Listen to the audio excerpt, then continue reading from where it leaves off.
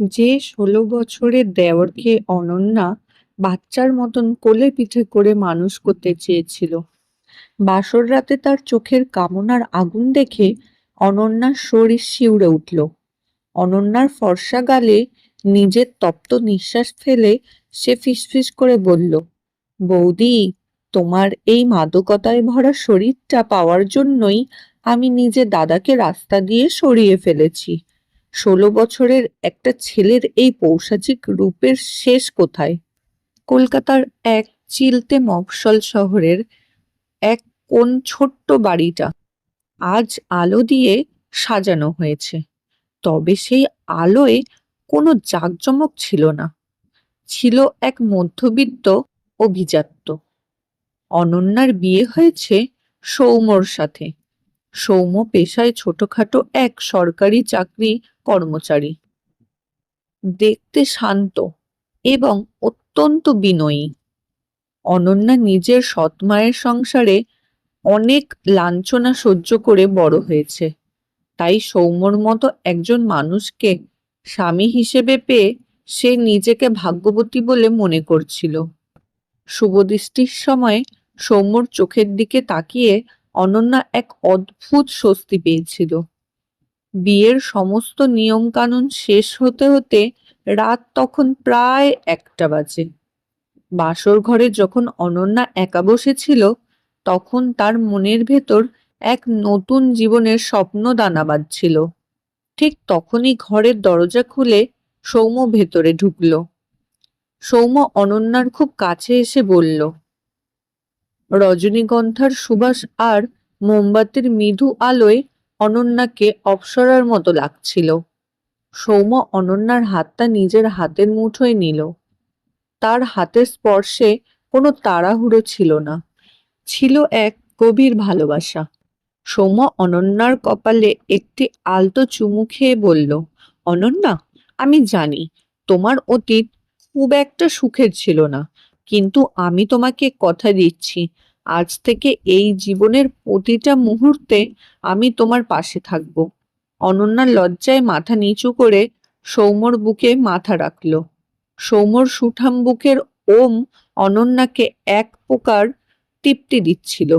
সৌম্য তখন ফিসফিস করে বলল, আমার একটা ছোট্ট ভাই আছে, শুভ। ওর বয়স মাত্র ১৬ বছর। আমাদের বাবা যখন মারা যান তখন ও খুব ছোট। আমি ওকে নিজের সন্তানের মতো মানুষ করেছি। ও একটু চাপা স্বভাবের, তুমি ওর খেয়াল রেখো।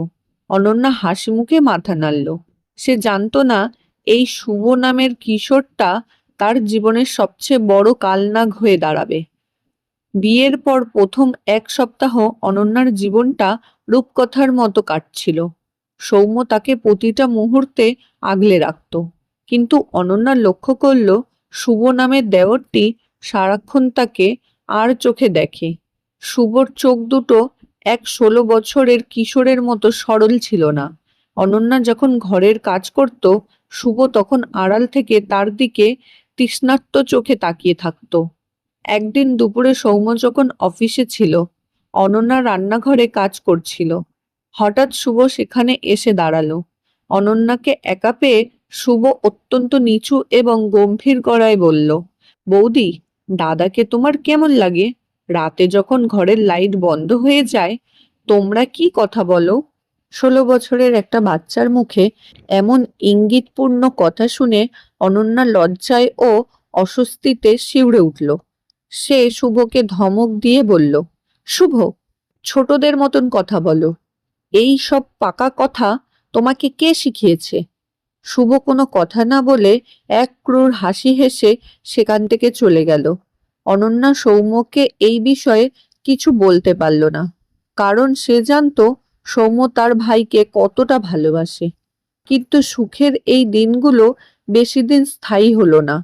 বিয়ের ঠিক ১ মাস পরই এক অন্ধকার রাতে অনন্যার জীবনে চরম বিপর্যয় নেমে এলো। সৌম্য তার মোটরসাইকেল নিয়ে অফিস থেকে ফিরছিল। মাঝ রাস্তায় এক ভয়ঙ্কর দুর্ঘটনা ঘটে। বাইকের নিয়ন্ত্রণ হারিয়ে সৌম্য একটি লরির নিচে চলে যায়। ঘটনাস্থলে সৌম্যর মৃত্যু হয়। যখন সৌম্যর রক্তাক্ত দেহ বাড়িতে আনা হলো, অনন্যা পাথরের মতন স্তব্ধ হয়ে গেল। তার চোখের সামনে তার সাজানো পৃথিবী এক নিমেষেই ছাই হয়ে গেল। শাশুড়ি করুণা দেবী চিৎকার করে কাঁদতে লাগলেন এবং অনন্যাকে অপয়া বলে গালি দিতে লাগলেন। তুই এই ঘরে পা রাখতেই আমার সোনার ছেলে চলে গেল। তুই ডাইনি। অনন্যার চোখের জল শুকিয়ে গিয়েছিল। সে বুঝতে পারছিল না নিয়তি কেন তার সাথে এই নিষ্ঠুর খেলা খেলল। সৌম্যর শ্রাদ্ধ শান্তি শেষ হওয়ার পর অনন্যার বাপের বাড়ির লোক তাকে ফিরিয়ে নিয়ে যেতে চাইল, কিন্তু করুণা দেবী হঠাৎ এক নতুন চাল চাললেন। তিনি বললেন, আমার বড় ছেলে তো চলে গেল, এখন এই বুড়ো বয়সে আমাকে কে খাওয়াবে? অনন্যা ঘরে বসে টিউশনি করে যে টাকা পায় তাতেই এই সংসার চলবে। আমি ওকে কোথাও যেতে দেব না। অনন্যার বাবা বললেন, কিন্তু একটা বিধবা মেয়ে সারা জীবন আপনার বাড়িতে কিভাবে থাকবে?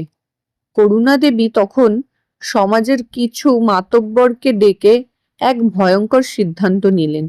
তিনি ঘোষণা করলেন, অনন্যা এই বাড়িতেই থাকবে, তবে আমার ছোট ছেলে শুভর স্ত্রী হিসেবে।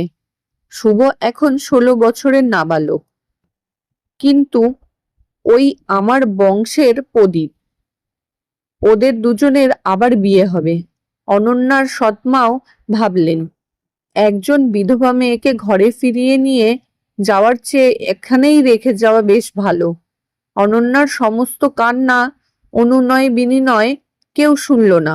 জোর করে এক প্রকার জবরদস্তি করে 16 বছরের দেওর শুভর সাথে অনন্যার বিয়ের ব্যবস্থা করা হলো। অনন্যা বুঝতে পারল সে এক অন্ধকার নরকে প্রবেশ করতে চলেছে, যেখান থেকে মুক্তির কোনো পথ নেই। জোর জবরদস্তি করে অনন্যার সিঁথিতে আবারও সিঁদুর পরিয়ে দেওয়া হলো। তবে এবার সিঁদুর সৌম্যর মতো কোনো ভালোবাসার মানুষের দেওয়া উপহার ছিল না, ছিল এক দাসত্বের দলিল। বিয়ের আচার বলতে তেমন কিছুই ছিল না। শুধু সমাজের কিছু মানুষের সামনে করুণা দেবী অনন্যাকে শুভর ঘরের দিকে ঠেলে দিলেন। 16 বছরের এক কিশোরের সাথে এক যুবতী নারীর বিয়ে সমাজ কিভাবে মেনে নিল, সেই প্রশ্ন তোলার মতন কেউ ছিল না সেখানে। অনন্যা যখন শুভর ঘরে গিয়ে বসল, তখন তার সারা শরীর কাঁপছিল এক তীব্র ঘৃণা আর অপমানে। ঘরের জানালা দিয়ে আসা চাঁদের আলো শুভর খাটের ওপর এসে পড়ছিল। শুভ ঘরে ঢুকে দরজাটা ছিটকানি দিয়ে বন্ধ করে দিল। সেই শব্দের সাথে সাথেই অনন্যার বুকের ভেতরটা ধক করে উঠল। শুভ ধীর পায়ে অনন্যার দিকে এগিয়ে আসতে লাগলো। অনন্যা লক্ষ্য করল শুভর হাঁটার ধরন বা তার চাউনিতে কোনো 16 বছরের বাচ্চার সরলতা ছিল না। শুভ অনন্যার খুব কাছে এসে বসল। তার শরীর থেকে এক তীব্র কড়া পারফিউমের গন্ধ আসছিল, যা সৌম্যর হালকা সুবাসের থেকে একদম আলাদা। শুভ অনন্যার মুখের দিকে তাকিয়ে এক অদ্ভুত তৃপ্তির হাসি হাসল। সে অনন্যার শরীরের আঁচলটা নিজের হাতে জড়িয়ে ধরে টান দিল। অনন্যা শিউরে উঠে নিজের আঁচলটা টেনে নিয়ে বলল, শুভ, তুমি এখনো ছোট, নিজের সীমার মধ্যে থাকো। তোমার মায়ের ভয়ে আমি এই ঘরে এসেছি ঠিকই, কিন্তু তুমি আমার দেওর, তাছাড়া আর কিছুই নও। শুভ অনন্যার এই ধমকে একটুও ভয় পেল না, বরং তার লালচে হয়ে ওঠা চোখ দুটো অন্ধকারে বিড়ালের মতন জ্বলতে লাগলো। সে এক ঝটকায় অনন্যার হাতটা ধরে নিজের সুঠাম কিশোরের বুকে ওপর চেপে উঠল। অনন্যা অবাক হয়ে দেখল এই 16 বছরের ছেলের শরীরের পেশিগুলো এক পূর্ণবয়স্ক পুরুষের মতোই শক্ত এবং তার শরীরের তাপমাত্রা স্বাভাবিকের চেয়ে অনেক বেশি। শুভ অনন্যার কানের কাছে নিজের তপ্ত নিঃশ্বাস ফেলে ফিসফিস করে বলল, বৌদি, তুমি এখনো আমাকে ছোট ভাবছো? দাদা যখন তোমাকে ছুতো তখন আমি জানালার বাইরে দাঁড়িয়ে নিজের রক্ত গরম করতাম। আজ থেকে তুমি শুধু আমার, তোমার এই সুন্দর শরীরটার ওপর শুধু আমার অধিকার। অনন্যা তার হাত ছাড়ানোর জন্য ছটফট করতে লাগলো। কিন্তু শুভর পাশবিক শক্তির কাছে সে পেরে উঠল না। শুভ অনন্যাকে বিছানায় ফেলে দিয়ে তার ওপর চেপে বসল। অনন্যা অনুভব করল এক তীব্র সম্মোহন আর ভয়ঙ্কর অনুভূতি, যা তার স্নায়ুকে অবশ করে দিচ্ছিল। শুভর হাতের শক্ত ছোঁয়া যখন অনন্যার শরীরের উপর নিজের আধিপত্য বিস্তার করতে চাইল, তখন অনন্যা এক তীব্র চিৎকার করে উঠতে চাইল, কিন্তু শুভ তার একটা হাত দিয়ে অনন্যার মুখটা চেপে ধরল। সে অনন্যার গলায় নিচে ঠোঁট ডুবিয়ে দিয়ে এক তীব্র কামড় বসালো। অনন্যার চোখ দিয়ে জল গড়িয়ে পড়ল, কিন্তু সেই যন্ত্রণার সাথে মিশে ছিল এক অদ্ভুত শিহরণ, যা সে নিজেকেই বোঝাতে পারছিল না। শুভ কিছুক্ষণ পর অনন্যাকে ছেড়ে দিয়ে বিছানার ওপাশে শুয়ে পড়ল এবং এক পৈশাচিক তৃপ্তি নিয়ে বলল, আজকে শুধু এইটুকুই বৌদি।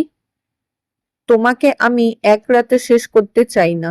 রোজ রাতে আমি তোমাকে তিলে তিলে উপভোগ করব। অনন্যা বিছানার এক কোণে গুটিসুটি মেরে পড়ে রইল। তার মনে হতে লাগলো সে কোনো মানুষের ঘরে নয়, বরং এক শয়তানের খাঁচায় বন্দী হয়েছে। পরদিন সকাল হতেই করুণাদেবী অনন্যাকে ঘর থেকে ডেকে তুললেন। তার মুখে এক ক্রূর সন্তুষ্টির ভাব ছিল। তিনি অনন্যাকে রান্নাঘরের কাজের দিকে ঠেলে দিয়ে বললেন, এখন আর বসে বসে চোখের জল ফেললে চলবে না। আজ থেকে পাড়ার আরো 10টা বাচ্চাকে তোমায় টিউশনি পড়াতে হবে। শুভর স্কুলের খরচা আর আমার ওষুধের টাকা এখন তোমাকেই জোগাড় করতে হবে। অনন্যা কোনো কথা না বলে কাজ করতে লাগলো। সে বুঝতে পারছিল এই বাড়িতে সে শুধু শুভর কামনার সামগ্রী নয়, বরং করুণাদেবীর উপার্জনের এক দাসী মাত্র। দুপুরবেলা যখন শুভ স্কুল থেকে ফিরল, সে অনন্যার দিকে তাকিয়ে চোখ টিপল। অনন্যার সারা শরীর ঘেন্নায় রি রি করে উঠল। সে ঠিক করল আজ রাতেই সে এই বাড়ি থেকে পালাবে। এই নরককুণ্ডে সে আর এক মুহূর্তও থাকবে না। রাতের বেলা যখন সবাই ঘুমিয়ে পড়ল, তখন অনন্যা একটা ছোট্ট ব্যাগে নিজের কিছু জামাকাপড় নিয়ে ধীর পায়ে সদর দরজার দিকে এগিয়ে গেল। সে দরজাটা খুব সাবধানে খুলে বাইরের অন্ধকার রাস্তায় পা রাখল। ঝিরঝিরে বৃষ্টি পড়ছিল তখন। অনন্যা ভাবল সে স্টেশনে গিয়ে প্রথম যে ট্রেনটা পাবে সেটাতেই উঠে পড়বে। কিন্তু সে মফস্বলের অন্ধকার রাস্তা দিয়ে কিছুটা যেতেই তার পেছনে একটা ভারী পায়ের শব্দ শুনতে পেল। অনন্যা ভয়ে তার হাঁটার গতি বাড়িয়ে দিল, কিন্তু পেছনের ছায়াটাও দ্রুত এগিয়ে আসতে লাগলো। হঠাৎ একটা শক্ত হাত অনন্যার চুল ধরে পেছন থেকে হেঁচকা টান দিল। অনন্যা ব্যথায় চিৎকার করে উঠতে গিয়েও পারল না। সে ঘুরে দেখল অন্ধকারে ছাতা মাথায় দিয়ে দাঁড়িয়ে আছে শুভ। শুভর মুখটা বৃষ্টির জলে ভিজে চকচক করছিল। সে ক্রূর হেসে বলল, কোথায় যাচ্ছিলে বৌদি? আমাকে ছেড়ে এত রাতে পালাচ্ছিলে? তুমি কি ভেবেছ এই শুভর হাত থেকে এত সহজে মুক্তি পাওয়া যায়? অনন্যা কেঁদে ফেলল। শুভ, আমাকে ছেড়ে দাও। আমি তোমার পায়ে পড়ছি। আমাকে চলে যেতে দাও। শুভ অনন্যার ব্যাগটা কেড়ে নিয়ে দূরে ছুঁড়ে ফেলে দিল এবং অনন্যাকে নিজের বুকের সাথে শক্ত করে জড়িয়ে ধরল। তার ভিজে শরীরের অনন্যার শরীর ভেতর দিয়ে তার চামড়ায় গিয়ে লাগলো। শুভ অনন্যার গালে নিজের ভেজা মুখটা ঘষে বলল, আমি তোমাকে যেতে দেব না বৌদি। তুমি যদি ভালোই ভালোই না ফেরো, তবে আমি কাল সকালেই পাড়ার লোককে বলবো যে তুমি দাদার মৃত্যুর পরেই আমার সাথে নোংরা সম্পর্কে জড়িয়েছিলে। সমাজ তোমার মুখে চুনকালি দেবে। তার চেয়ে চলো ঘরে গিয়ে আমরা বিছানা গরম করব। অনন্যা বুঝতে পারল এই শয়তানের হাত থেকে পালানোর ক্ষমতা তার নেই। সে মাথা নিচু করে আবার শুভর সাথে সেই অভিশপ্ত বাড়ির দিকে ফিরে চলল। কিন্তু অনন্যা জানতো না এই অন্ধকারের গভীরে আরো এক বড় এবং ভয়ঙ্কর রহস্য লুকিয়ে আছে, যা আজ রাতে শুভ নিজের মুখে থেকেই প্রকাশ করবে। বাড়িতে ফিরে আসার পর ঘরের পরিবেশ যেন আরো থমথমে হয়ে গেল। শুভ অনন্যাকে ঘরের ভেতরে ধাক্কা দিয়ে ঢুকিয়ে দিয়ে দরজাটা ডবল লক করে দিল। অনন্যা তখন খাটের এক কোণে বসে কাঁপছিল।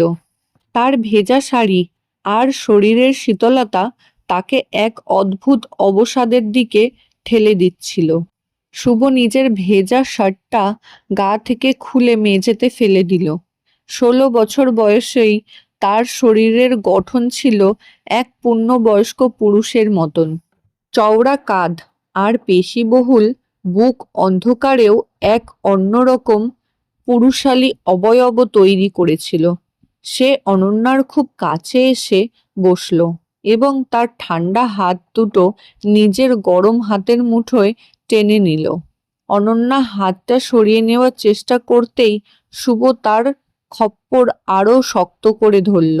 সে অনন্যার কানের ললিতে নিজের ঠোঁট ছুঁয়ে অত্যন্ত ধীর এবং গম্ভীর গলায় বলল, বৌদি, তুমি ভাবছো আমি একটা কচি বাচ্চা আর তুমি আমাকে ফাঁকি দিয়ে পালিয়ে যাবে? এই শুভকে চেনা এত সহজ নয়।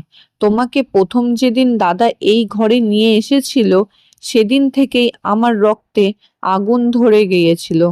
তোমার এই টানা টানা চোখ, এই ফর্সা গায়ের চামড়া আর তোমার এই শরীরটা পাওয়ার জন্য আমি ছটফট করতাম। অনন্যা ঘেন্নায় চোখ বন্ধ করে বলল, শুভ, ছি! সৌম্য বাবু তোমাকে নিজের সন্তানের মতন ভালোবাসতেন, আর তুমি তার স্ত্রীকে এমন নজরে দেখতে? একটু লজ্জা পেলে না? শুভ এক অট্টহাসি হেসে উঠল। সেই হাসিতে কোনো কিশোরের সরলতা ছিল না, ছিল এক উন্মাদ পশুর হিংস্রতা। সে অনন্যাকে খাটের ওপর শুইয়ে দিয়ে তার ওপর নিজের পুরো শরীরটার ভার চাপিয়ে দিল। অনন্যা অনুভব করল শুভর তপ্ত নিঃশ্বাস তার ঠোঁটের ওপর আছড়ে পড়ছে। শুভ অনন্যার ব্লাউজের ওপর নিজের শক্ত হাতটা রেখে বলল, ভালোবাসতো? ওই ভালো মানুষই দেখানোর জন্য আমার ওপর সারাক্ষণ দাদাগিরি ফলাতো। ও ভাবতো ও মরে গেলে তুমি অন্য কোথাও চলে যাবে, তাই না? কিন্তু ও তো নিজেই রাস্তা পরিষ্কার করে দিয়ে গেল। অনন্যা শুভর এই কথায় চমকে উঠে তার চোখ মেলল। রাস্তা পরিষ্কার করে দিয়ে গেল মানে? কি বলতে চাইছো তুমি?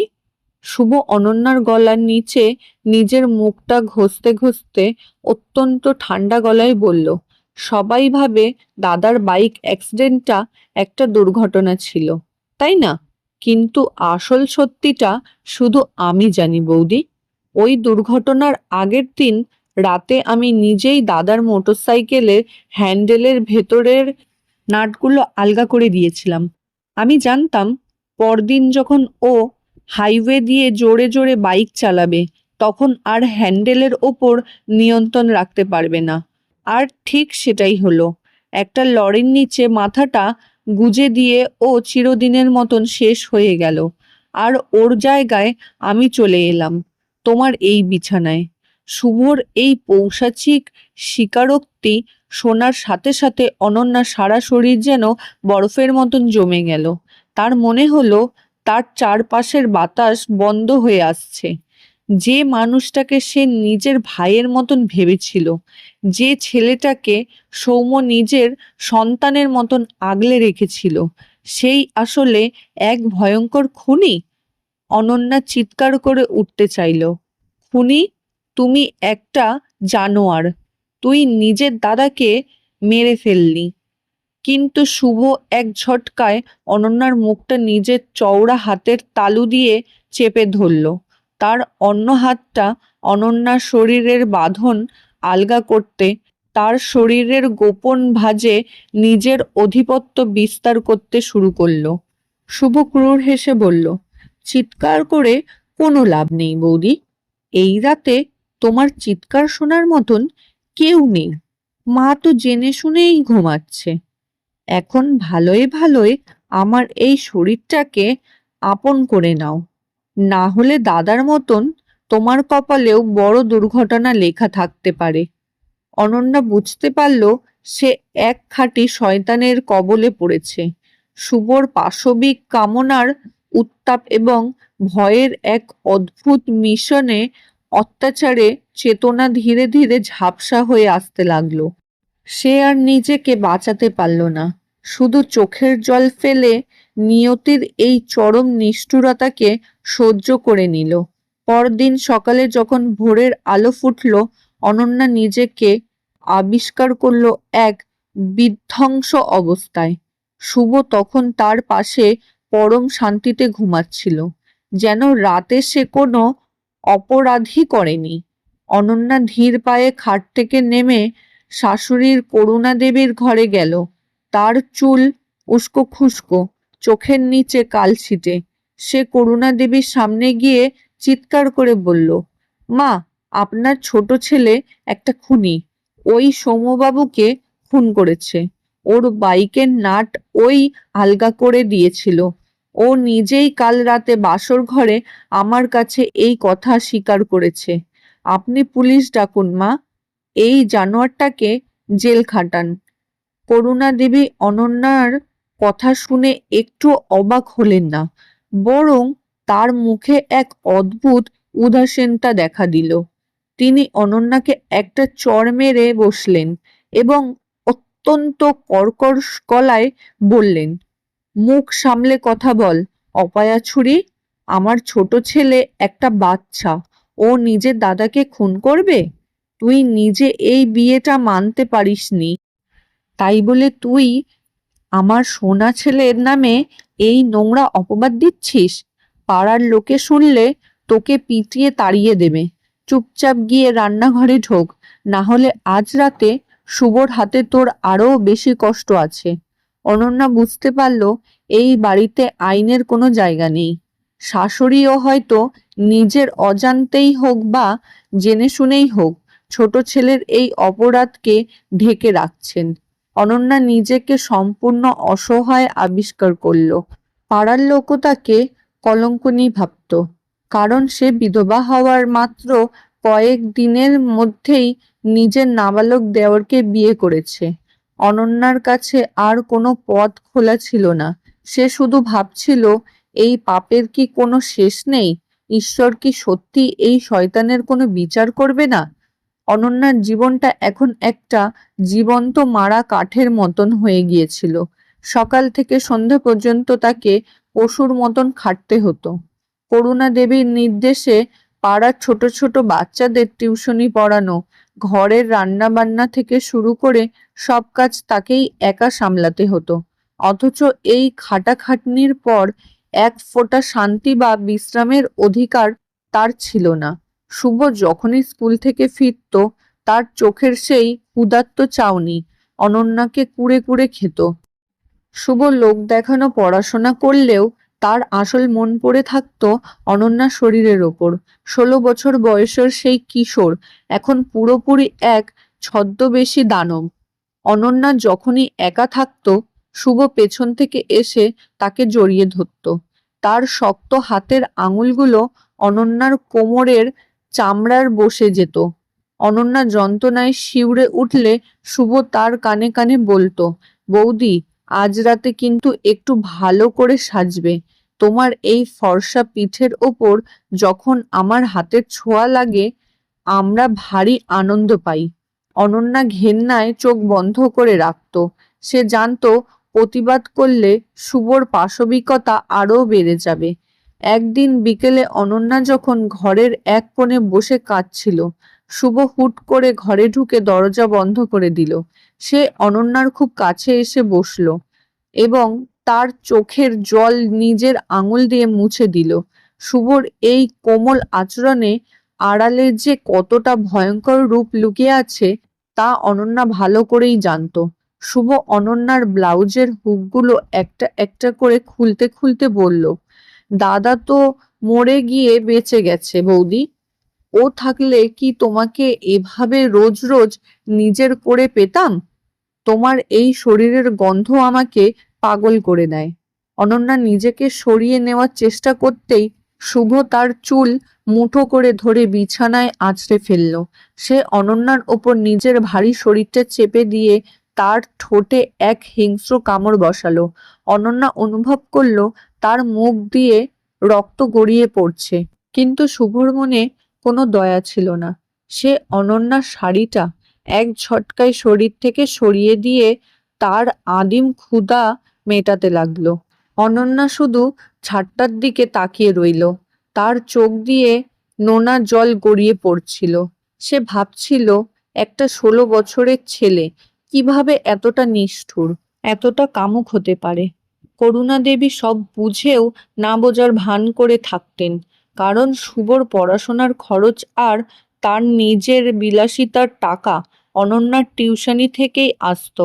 অনন্যা বুঝতে পারল এই সমাজ, এই পরিবার সবাই মিলে তাকে একটা ভোগের সামগ্রী বানিয়ে ফেলেছে। সে মাঝে মধ্যেই সৌম্যর ছবির দিকে তাকিয়ে মনে মনে বলতো, আপনি আমাকে কার কাছে ছেড়ে গেলেন?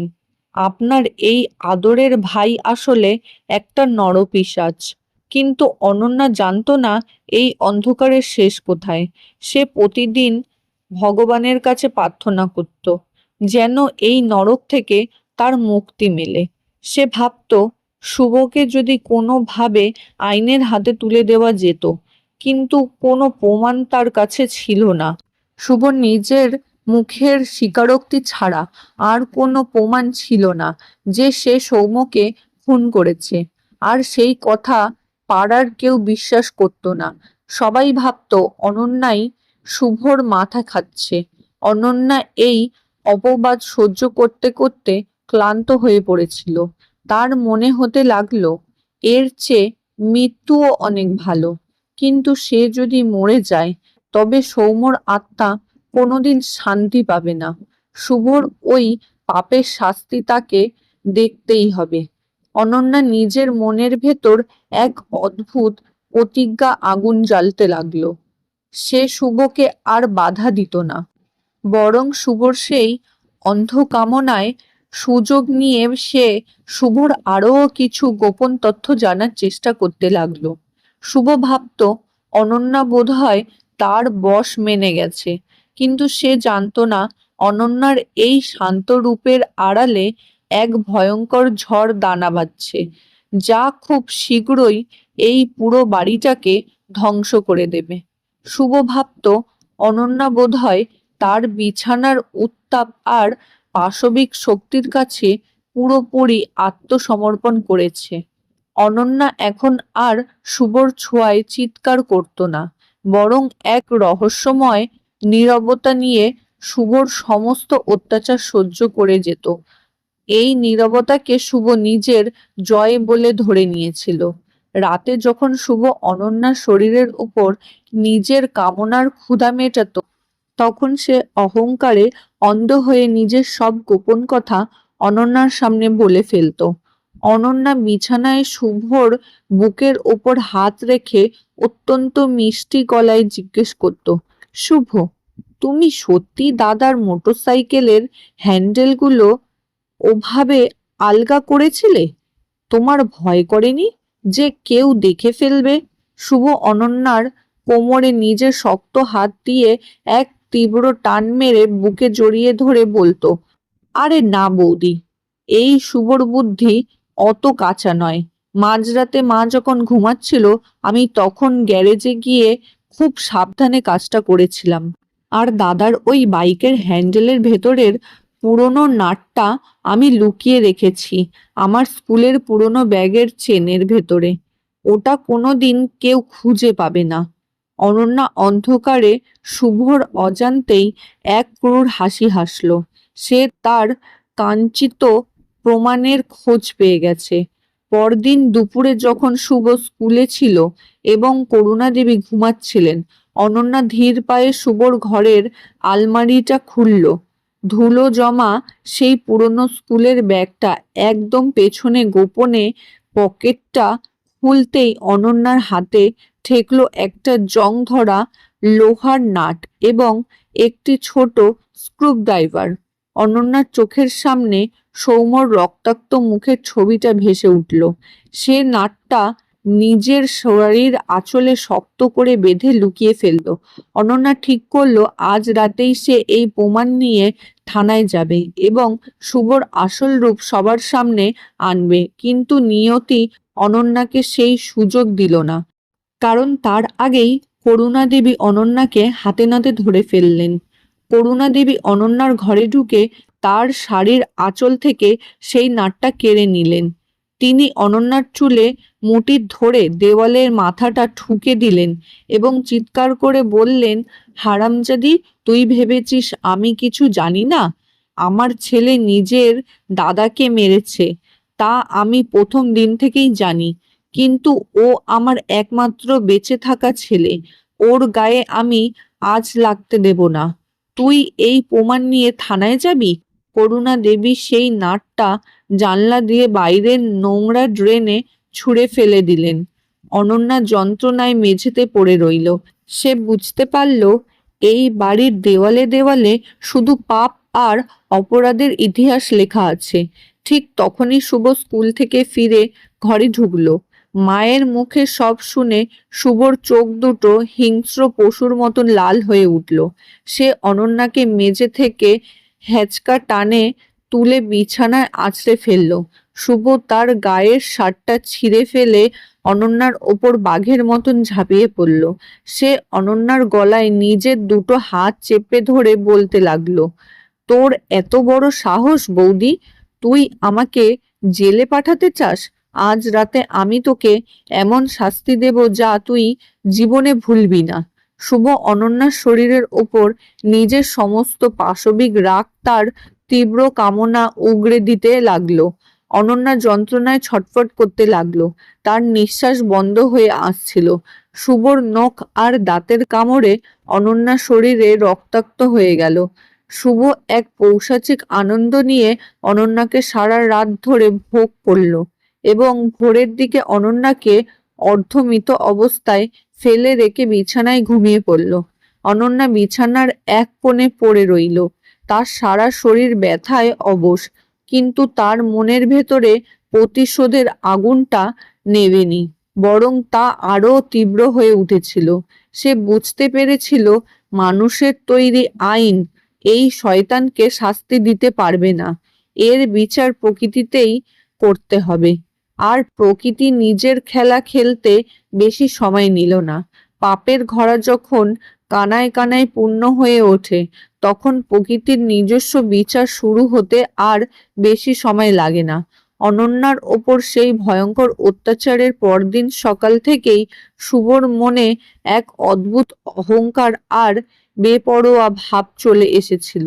সে ভাবল অনন্যাকে সে পুরোপুরি দমিয়ে ফেলেছে এবং এই সংসারে তার ওপরে কথা বলার আর কেউ নেই। সেই দিনটা ছিল এক মেঘলা অন্ধকার রবিবার।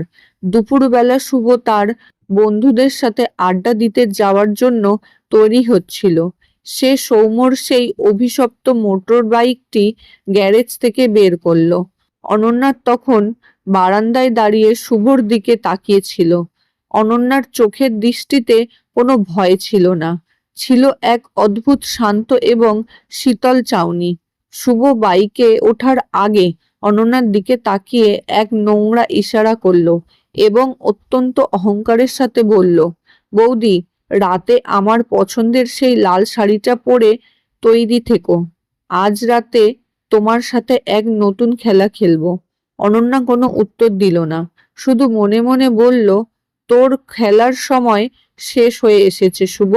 শুভ বাইকটা স্টার্ট দিয়ে প্রচন্ড গতিতে মফস্বলের রাস্তা দিয়ে হাইওয়ে দিয়ে ছুটে চলতে লাগলো। আকাশ তখন আরো কালো হয়ে আসছিল এবং ঝোড়ো হাওয়া বইতে শুরু করছিল। হাইওয়েতে ওঠার পর শুভর বাইকের গতি ছিল সাধারণের চেয়ে অনেক বেশি। ঠিক তখনই এক অলৌকিক নিয়তির মতো ঠিক যে মোটরসাইকেলটা সৌম্যর বাইক দুর্ঘটনা ঘটেছিল, শুভর বাইকটিও ঠিক সেই জায়গাটাতেই এসে পৌঁছালো। হঠাৎ করে শুভর বাইকের সামনের চাকাটা একটা ছোট পাথর লেগে সামান্য কেঁপে উঠল। শুভ যখন বাইকটি সামলানোর জন্য হ্যান্ডেলটা শক্ত করে ডান দিকে ঘোরাতে চাইল, ঠিক তখনই এক ভয়ঙ্কর শব্দ হলো। শুভর নিজের হাতের কারসাজিতে যে নাটকগুলো আগে থেকেই দুর্বল হয়ে গিয়েছিল, ক্ষয় হয়ে গিয়েছিল, তীব্র গতির চাপে সেই হ্যান্ডেলটি আচমকা মোটর বাইকের মূল বডি থেকে সম্পূর্ণ আলাদা হয়ে শুভর হাতে চলে এলো। শুভ চোখের পলকে বাইকের ওপর থেকে নিয়ন্ত্রণ হারিয়ে ফেলল। ঠিক সেই মুহূর্তেই বিপরীত দিক থেকে আসা এক বিশাল লরি। শুভ ছিটকে গিয়ে সোজা সেই লরির পেছনের চাকার নিচে পড়ে গেল। লরির ভারী চাকা শুভর সেই সুঠাম কিশোর শরীর আর অহংকারী মাথাটাকে এক নিমেষেই পিষে দিয়ে চলে গেল। ঘটনাস্থলেই শুভর মাথার মগজ আর রক্ত মিলেমিশে একাকার হয়ে গেল। বিকেলে যখন শুভর সেই চূর্ণ বিচূর্ণ রক্তাক্ত দেহটা পাড়ার লোক ধরাধরি করে বাড়িতে নিয়ে এলো, তখন পুরো এলাকায় শোরগোল পড়ে গেল। সবাই চিৎকার করে বলতে লাগলো, এ কি অভিশপ্ত মোড়! বড় ভাইও যেভাবে মরল, ছোট ভাইটাও ঠিক একই জায়গায় একই বাইক দুর্ঘটনায় শেষ হয়ে গেল। শাশুড়ি করুণা দেবী ছোট ছেলের সেই বীভৎস লাশ দেখে এক পৈশাচিক আর্তনাদ করে উঠতেলেন। তিনি বুঝতে পারলেন এটি কোনো সাধারণ দুর্ঘটনা নয়, এটি আসলে সৌম্যর আত্মার প্রতিশোধ এবং ঈশ্বরের নিজের হাতের বিচার। করুণা দেবী শুভর লাশের ওপর আছড়ে পড়ে কাঁদতে কাঁদতে হঠাৎ করেই বুকে তীব্র যন্ত্রণা অনুভব করলেন। ছোট ছেলের এই শোক আর নিজের ভেতরের পাপের অপরাধবোধ তিনি সহ্য করতে পারলেন না। অনন্যার চোখের সামনেই করুণা দেবী ম্যাসিভ হার্ট অ্যাটাকে আক্রান্ত হয়ে মেঝেতে লুটিয়ে পড়লেন এবং কয়েকবার ছটপট করে চিরদিনের মতন শান্ত হয়ে গেলেন। অনন্যা সেই লাশের স্তূপের মাঝে একদম একা দাঁড়িয়ে রইল। তার চোখে কোনো জল ছিল না, বরং তার মুখে ফুটে উঠছিল এক পরম শান্তির হাসি। যে শয়তানরা তার জীবনটাকে নরক বানিয়েছিল, প্রকৃতি এক নিমেষেই তাদের এই পৃথিবী থেকে সরিয়ে দিল। আজ অনন্যা সেই মফস্বলের বড় বাড়িটা একমাত্র মালকিন। এখন আর তাকে মাঝরাতে কোনো পশুর কামনার শিকার হতে হয় না, কোনো শাশুড়ির চড় থাপ্পড় খেতে হয় না। এখন সে মুক্ত, স্বাধীন। সে বাড়ির বারান্দায় দাঁড়িয়ে সন্ধ্যার আকাশের দিকে তাকায় আর মনে মনে সৌম্যর উদ্দেশ্যে বলে, আপনি যেখানেই থাকুন ভালো থাকুন, আপনার খুনি তার উপযুক্ত শাস্তি পেয়ে গেছে। গল্পটি ভালো লাগলে অবশ্যই একটি লাইক করবেন এবং আপনার মূল্যবান মতামত নিচে কমেন্ট করে জানাবেন। আর এই রকম আরও রোমাঞ্চকর ও রহস্যময় গল্প নিয়মিত শুনতে চাইলে আমাদের চ্যানেলটি এখনই সাবস্ক্রাইব করে পাশে থাকা বেল আইকনটি বাজিয়ে রাখুন। ধন্যবাদ।